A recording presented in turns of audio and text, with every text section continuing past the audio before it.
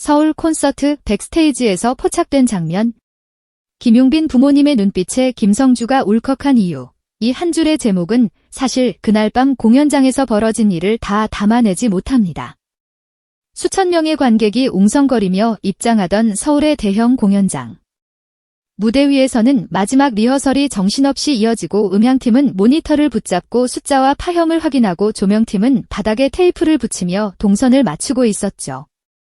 그 모든 소음과 분주함이 어우러진 백스테이지는 말 그대로 전쟁터 같았습니다.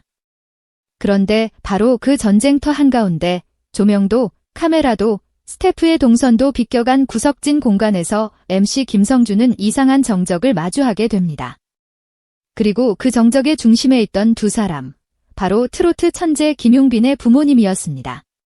그날 MC석에 오르기 전 김성주는 언제나처럼 대본을 정리하고 동선을 머릿속으로 연습하며 스스로를 다잡고 있었습니다. 오늘의 주인공이 누구인지는 너무도 분명했습니다. 미스터트롯 3 이후 가요계와 방송계를 통틀어 가장 뜨거운 이름. 무대 위에서 한 소절만 뱉어도 관객의 숨을 멎게 만드는 가수. 트로트의 판도를 통째로 흔들고 있다는 평가를 받는 청년. 바로 김용빈.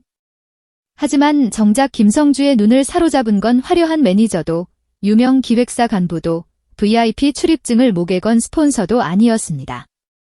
무대와 가장 먼, 객석과도 가장 먼, 그저 철제 접이식 의자 2개가 나란히 놓인 백스테이지 끝자락에 조금 해진 구두를 신은 아버지와 번듯한 정장이라기보다는 좋은 날에 꺼내 입는 옷 정도의 깨끗한 투피스를 입은 어머니가 조용히 앉아 있었던 것입니다. 김성주는 그들을 처음 보았을 때 이상한 기시감을 느꼈다고 합니다. 수많은 스타의 가족을 봐온 베테랑 MC, 방송 경력만 20년이 넘는 그였지만 이 두 사람의 눈빛은 분명 무언가 달랐습니다. 공연 시작이 다가오며 백스테이지의 공기가 점점 뜨거워지고 스태프들의 발걸음이 거칠어지는 그 시간. 김용빈의 부모님은 마치 병원 대기실에서 수술실 문을 바라보는 보호자처럼 두 손을 가지런히 모으고 무대를 뚫어져라 바라보고 있었습니다. 환호성도, 카메라도, 화려한 조명도 닿지 않는 공간에서 오직 하나, 무대를 향해 떨림 섞인 숨을 고르는 그 자세. 김성주는 순간 이렇게 생각했습니다. 아, 이 사람들 겉모습은 평범한데 왜 저 눈빛이 이렇게 나측지? 저 눈빛을 나는 어디선가 분명히 오래전에 본 적이 있는 것 같은데. 그는 조심스럽게 다가가 인사를 건넸습니다. 실례지만 혹시 김용빈 씨 부모님이 되시나요?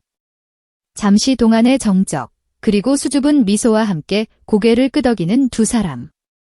그 짧은 끄덕임 속에는 수십 년의 시간이 겹겹이 쌓여 있는 것 같았습니다. 스튜디오 안에서는 수없이 화려한 말들, 천재다, 괴물이다, 격대급이다 같은 수식어들이 쏟아지고 있었지만 이 자리의 공기는 전혀 달랐습니다. 여기에는 기획된 문장이 아니라 삶을 통과한 문장만이 존재했습니다. 먼저 입을 연 것은 아버지였습니다. 햇빛에 바랜 손등, 오래된 작업복의 흔적처럼 굳은 살이 깊게 박힌 손, 투박하지만 한 글자 한 글자 눌러찍듯 묵직하게 떨어지는 말투. 그리고 그 입에서 나온 첫 문장은 김성주의 머리를 한순간에 하얗게 만들었습니다. 솔직히 말씀드리면요, 저희는 아들에게 노래를 가르친 적이 거의 없습니다. 노래를 가르친 적이 없다고 말하는 사람의 집에서 트로트 천재가 나왔다는 사실, 그 모순 같은 진실 앞에서 김성주는 본능적으로 더 조용해졌습니다. 아버지는 마치 오래된 일기를 천천히 펼치듯 이야기를 이어갔습니다. 새벽이면 해도 뜨기 전에 현장으로 나갔다가 밤이 깊도록 젖은 작업복으로 하루를 버텼던 시간들, 돌아오면 늘 같은 자리, 오래된 식탁의 끝자리에 앉아 작은 중고 스피커에 CD를 올리던 습관. 그 스피커에서 흘러나오던 건 때로는 클래식, 때로는 오래된 트로트 명곡, 때로는 누군지 이름도 모를 가수의 음반이었습니다. 아버지가 한 일은 화려한 레슨도 값비싼 과외도 아니었습니다. 그저 그 음악을 아들과 함께 듣는 것, 그리고 아주 가끔 조용히 한마디를 건네는 것뿐이었습니다.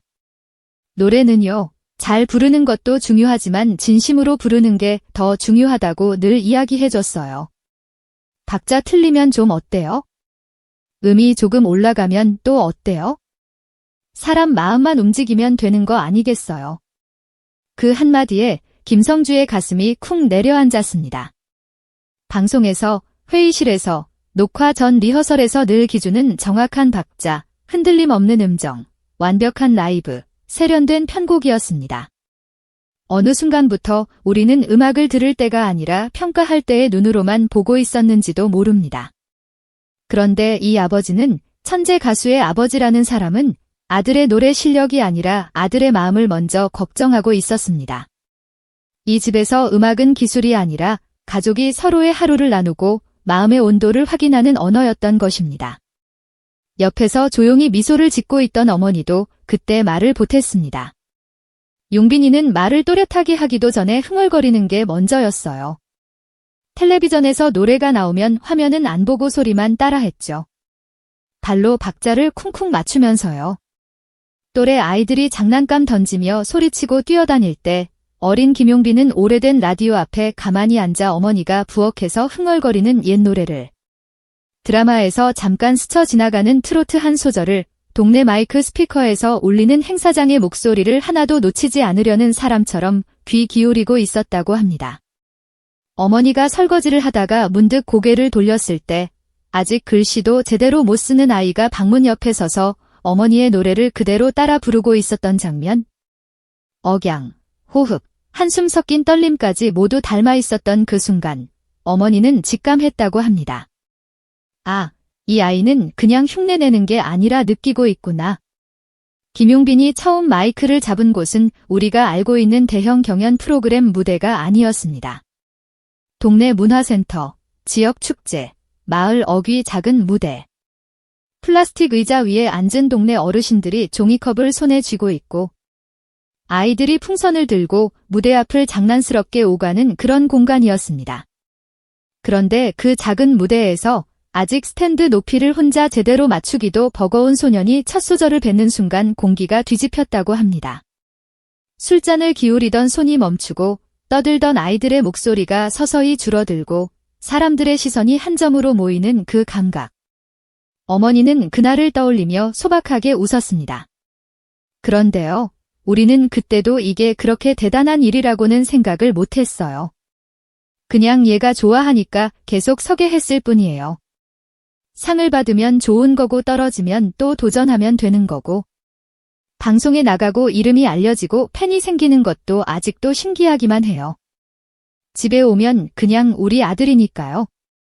그 말을 들은 순간 김성주의 머릿속에는 미스터트롯 3결승전의 한 장면이 번개처럼 스쳐 지나갔다고 합니다.